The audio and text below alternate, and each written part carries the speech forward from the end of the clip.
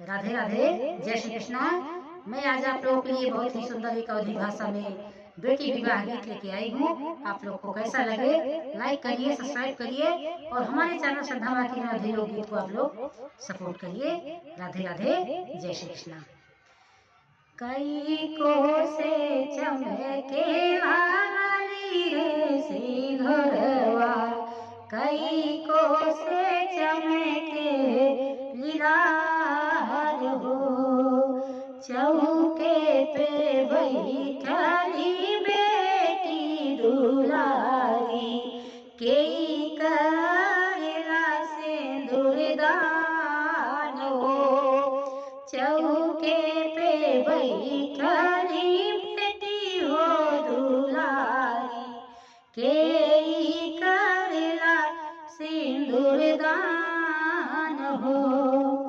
10 को से चमके लाली रे सिंगरवा, 20 को से चमके लाली लाल हो, चौके पे बैठली जनक दुलारी, रामा करेला सिंदूर दान हो, चौके पे बैठली जनक दुलारी, रामा करेला सिंदूर दान हो।